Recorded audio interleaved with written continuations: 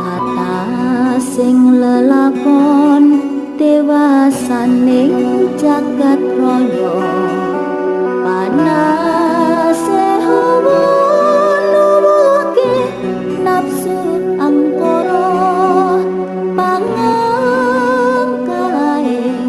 angakae ing pawana tan eling marang Ciri-ciri hadirnya Buddha Angon, Satrio Paningit, Ratu Adil, menurut Prabu Siliwangi dalam Uga Wangsitnya sebagai berikut dijelaskan secara rinci. Uga Wangsit Siliwangi. Setelah saya membaca naskah Uga Wangsit Siliwangi, terasa mengandung hakikat yang sangat tinggi, bila telah memahaminya. Karena di dalamnya digambarkan situasi kondisi sosial, beberapa masa utama dengan karakter pemimpinnya dalam kurun waktu perjalanan panjang sejarah negeri ini pasca kepergian Prabu Siliwangi, Ngahyang, menghilang. Peristiwa itu ditandai dengan menghilangnya Pajajaran. Dan sesuai sabda Prabu Siliwangi bahwa kelak kemudian akan ada banyak orang yang berusaha membuka misteri Pajajaran. Namun yang terjadi mereka yang berusaha mencari hanyalah orang-orang sombong dan takabur. Seperti diungkapkan dalam naskah tersebut berikut ini. Semenjak hari ini, Pajajaran hilang dari alam nyata. Hilang kotanya, hilang negaranya. Pajajaran tidak akan meninggalkan jejak, selain nama untuk mereka yang berusaha menelusuri. Sebab bukti yang ada akan banyak yang menolak. Tapi suatu saat akan ada yang mencoba, supaya yang hilang bisa ditemukan kembali. Bisa saja, hanya menelusurinya harus memakai dasar. Tapi yang menelusurinya banyak yang sok pintar dan sombong. Dan bahkan berlebihan kalau bicara. Namun dalam naskah Wangsit Siliwangi ini dikatakan bahwa pada akhirnya yang mampu membuka misteri Pajajaran adalah sosok yang dikatakan sebagai Buddha Angon, anak gembala.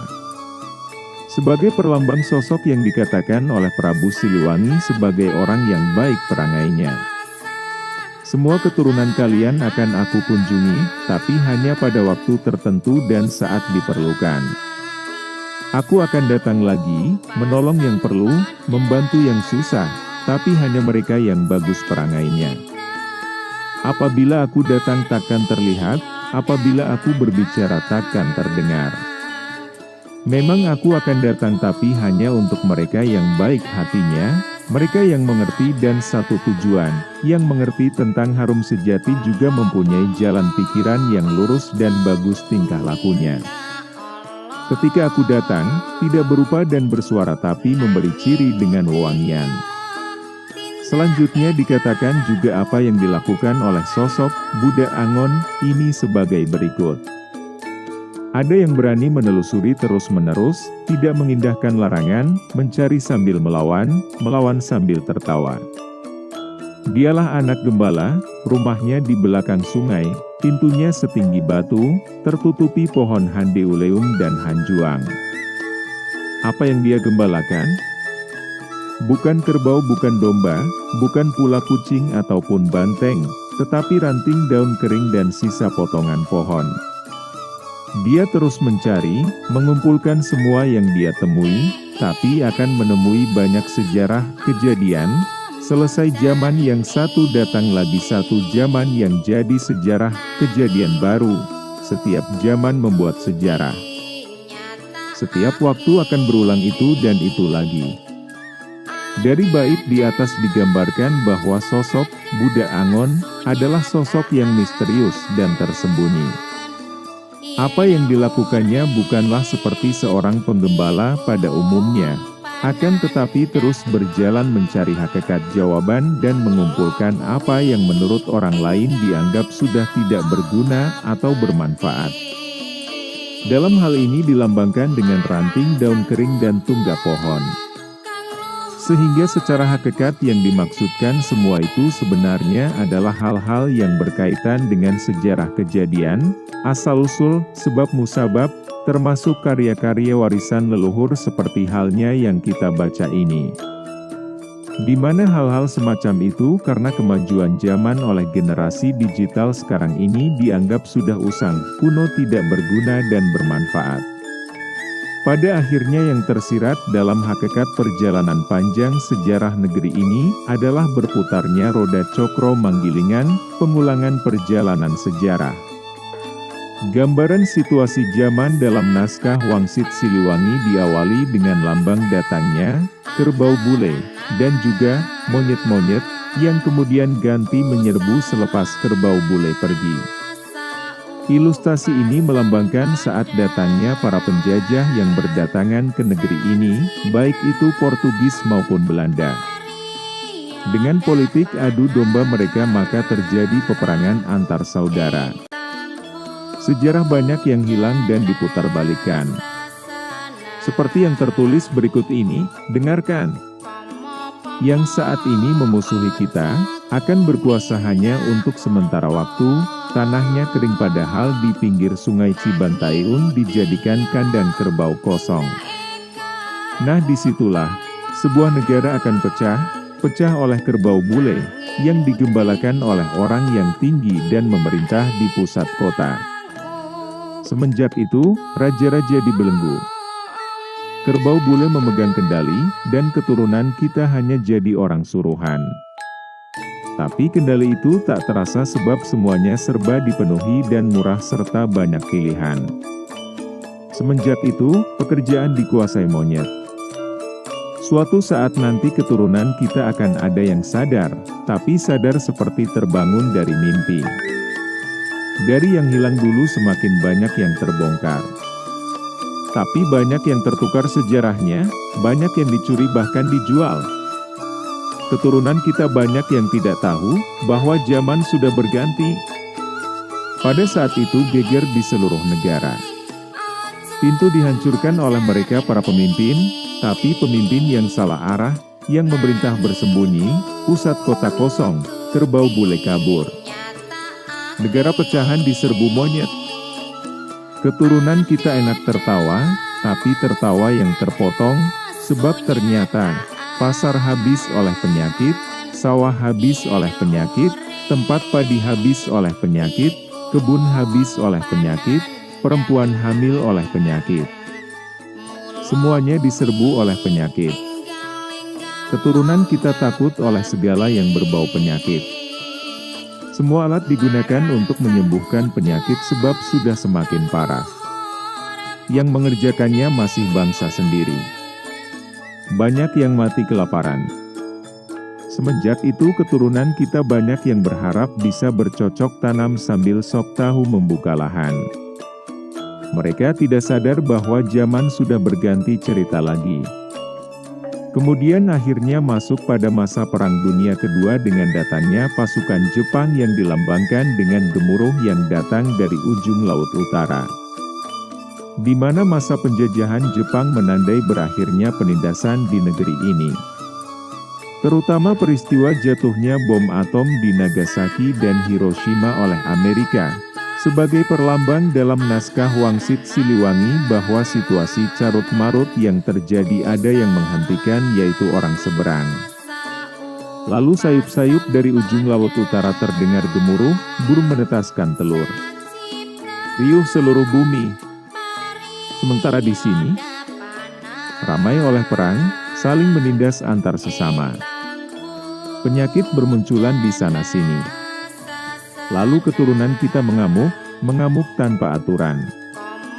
Banyak yang mati tanpa dosa, jelas-jelas musuh dijadikan teman, yang jelas-jelas teman dijadikan musuh. Mendadak banyak pemimpin dengan caranya sendiri. Yang bingung semakin bingung. Banyak anak kecil sudah menjadi bapak. Yang mengamuk tambah berkuasa, mengamuk tanpa pandang bulu. Yang putih dihancurkan, yang hitam diusir. Kepulauan ini semakin kacau, sebab banyak yang mengamuk, tidak beda dengan tawon, hanya karena dirusak sarangnya. Seluruh nusa dihancurkan dan dikejar. Tetapi, ada yang menghentikan adalah orang seberang. Lalu selanjutnya terdapat suatu masa yang digambarkan dengan munculnya seorang pemimpin negeri ini dengan gambaran sebagai berikut. Lalu berdiri lagi penguasa yang berasal dari orang biasa. Tapi memang keturunan raja dahulu kala dan ibunya adalah seorang putri Pulau Dewata. Karena jelas keturunan raja, penguasa baru susah dianiaya. Siapakah sosok yang dimaksud dalam bait ini? Dia adalah Soekarno, Presiden RI pertama. Ibunda Soekarno adalah Ida Ayu Nyoman Rai, seorang putri bangsawan Bali. Ayahnya seorang guru bernama Raden Soekeni Sosrodihardjo. Namun dari penelusuran secara spiritual, ayahanda Soekarno sejatinya adalah Kanjeng Susuhunan Pakubuwono X.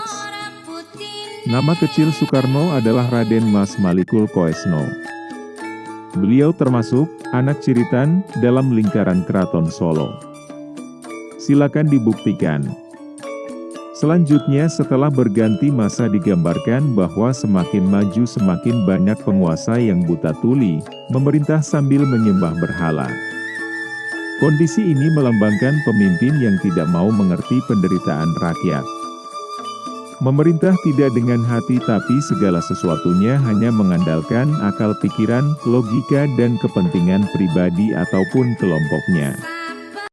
Sehingga yang terjadi digambarkan banyak muncul peristiwa di luar penalaran.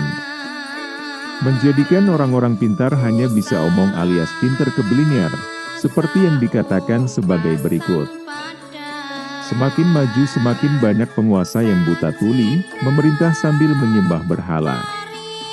Lalu anak-anak muda salah pergaulan, aturan hanya menjadi bahan omongan, karena yang membuatnya bukan orang yang mengerti aturan itu sendiri. Sudah pasti, bunga teratai hampa sebagian, bunga kapas kosong buahnya, buah pare banyak yang tidak masuk kukusan. Sebab yang berjanjinya banyak tukang bohong, semua diberangus janji-janji belaka, terlalu banyak orang pintar, tapi pintar keblinger. Lalu dalam situasi dan kondisi tersebut yang tidak berbeda dengan saat ini kemudian muncul sosok orang yang dikatakan dalam naskah Wangsit Siliwangi sebagai berikut. Pada saat itu datang pemuda berjanggut, datangnya memakai baju serba hitam sambil menyanding sarung tua. Membangunkan semua yang salah arah, mengingatkan pada yang lupa, tapi tidak dianggap. Karena pintar keblinger, maunya menang sendiri. Mereka tidak sadar, langit sudah memerah, asap mengepul dari perapian. Alih-alih dianggap, pemuda berjanggut ditangkap dimasukkan ke penjara. Lalu mereka mengacak-ngacak tanah orang lain, beralasan mencari musuh tapi sebenarnya mereka sengaja membuat permusuhan. Waspadalah, sebab mereka nanti akan melarang untuk menceritakan Pajajaran. Sebab takut ketahuan, bahwa mereka yang jadi gara-gara selama ini. Penguasa yang buta, semakin hari semakin berkuasa melebihi kerbau bule. Mereka tidak sadar zaman manusia sudah dikuasai oleh kelakuan hewan. Sosok pemuda berjanggut di atas adalah lambang laki-laki sejati yang sangat kuat prinsip dan akidahnya serta selalu eling, dilambangkan dengan baju serba hitam. Dan dia juga seorang yang tekun dan taat beribadah serta kuat dalam memegang ajaran leluhur, dilambangkan dengan menyanding sarung tua. Digambarkan bahwa di tengah situasi negeri yang panas membara, carut-marut, di mana manusia dipenuhi nafsu angkara, pemuda berjanggut datang mengingatkan yang pada lupa untuk kembali eling. Namun tidak dianggap. Lalu pada alinea menjelang akhir dikatakan, kekuasaan penguasa buta tidak berlangsung lama, tapi karena sudah kelewatan menyengsarakan rakyat yang sudah berharap agar ada mukjizat datang untuk mereka. Penguasa itu akan menjadi tumbal untuk perbuatannya sendiri. Kapan waktunya? Nanti, saat munculnya anak gembala. Di situ akan banyak huru-hara, yang bermula di satu daerah semakin lama semakin besar meluas di seluruh negara. Yang tidak tahu menjadi gila dan ikut-ikutan menyerobot dan bertengkar, dipimpin oleh pemuda gendut. Sebabnya bertengkar, memperebutkan tanah. Yang sudah punya ingin lebih, yang berhak meminta bagiannya. Hanya yang sadar pada diam, mereka hanya menonton tapi tetap terbawa-bawa. Situasi tersebut di atas adalah gambaran apa yang terjadi sekarang ini. Kalau kita perhatikan dengan cermat alinea ini, maka memang saat ini seluruh rakyat sedang berharap-harap menunggu datangnya mukjizat di tengah-tengah carut-marut yang sedang berlangsung di negeri ini. Bencana datang bertubi-tubi. Huru-hara terjadi di mana-mana. Pemuda gendut merupakan lambang orang yang rakus dan serakah serta memiliki kepentingan pribadi. Dalam bait ini dikatakan bahwa penguasa tersebut akan tumbang pada saat munculnya budak Angon. Di mana kemunculannya ditandai dengan banyak terjadi huru-hara yang bermula di daerah lalu meluas ke seluruh negeri. Dalam mengkaji Wangsit Siliwangi ini kita telah menemui lelakon atau pemeran utama yang dikatakan dengan istilah budak Angon, anak gembala, dan budak janggotan, pemuda berjanggut. Coba mari kita simak alinea berikut. Yang bertengkar lalu terdiam dan sadar ternyata mereka memperebutkan pepesan kosong, sebab tanah sudah habis oleh mereka yang punya uang. Para penguasa lalu menyusup, yang bertengkar ketakutan kehilangan negara, lalu mereka mencari budak Angon, yang rumahnya di ujung sungai yang pintunya setinggi batu, yang rimbun oleh pohon handeuleum dan hanjuang. Semua mencari tumbal, tapi budak Angon sudah tidak ada, sudah pergi bersama budak janggotan, pergi membuka lahan baru di Lebak Cawene. Perselisihan yang terjadi adalah sia-sia belaka. Karena selalu saja pihak penguasa membantu yang kuat, berdiri angkuh di atas yang lemah. Ada saat di mana, Wong Cilik, sebagai lambang, si lemah yang tertindas, mencari penuh harap sosok budak Angon dan budak janggotan. Namun yang dicari sulit ditemukan karena telah pergi ke Lebak Cawene. Di manakah Lebak Cawene? Lebak Cawene adalah suatu lembah seperti cawan, yang dikatakan di dalam serat Musarar Joyoboyo sebagai gunung perahu. Tempat itu digambarkan sebagai suatu lembah atau bukit di mana permukaannya cekung seperti tertumbuk perahu besar. Dikatakan oleh Bapak Budi Marhaen, secara gambaran spiritual, di tempat itu terdapat 2 sumber air besar dan ditandai dengan 3 pohon beringin, ringin telu. Lebih lanjut dikatakan, yang ditemui hanya gagat yang berkoar di dahan mati. Dengarkan, zaman akan berganti lagi, tapi nanti, setelah gunung gede meletus, disusul oleh 7 gunung. Ribut lagi seluruh bumi. Orang Sunda dipanggil-panggil, orang Sunda memaafkan. Baik lagi semuanya. Negara bersatu kembali. Nusa jaya lagi, sebab berdiri Ratu Adil yang sejati. Tapi Ratu siapa? Dari mana asalnya sang Ratu? Nanti juga kalian akan tahu. Sekarang, carilah anak gembala. Segeralah pergi. Tapi ingat, jangan menoleh ke belakang. Perlambang gagat berkoar di dahan mati bermakna situasi di mana banyak suara-suara tanpa arti. Rakyat menjerit-jerit, penguasa mengumbar janji-janji kosong. Sedangkan negara digambarkan banyak ditimpa bencana. Sekarang ini banyak gunung di Nusantara sedang aktif, bahkan beberapa gunung telah meletus. Ribut seluruh bumi merupakan lambang keresahan dunia internasional dewasa ini terhadap perubahan iklim dunia dan pemanasan global. Hal ini ditandai dengan banyak bencana yang terjadi di banyak negara. Nampaknya kita sedang memasuki tahapan situasi ini. Mari kita renungkan dan perhatikan dengan apa yang sedang terjadi di seluruh negeri ini. Gunung-gunung telah mulai aktif. Banyak terjadi bencana dengan unsur air, api, Angin dan tanah di mana-mana, banyak pula terjadi huru-hara, demonstrasi, kerusuhan, sebagai lambang ketidakpuasan di berbagai tempat. Apakah ini terjadi secara kebetulan?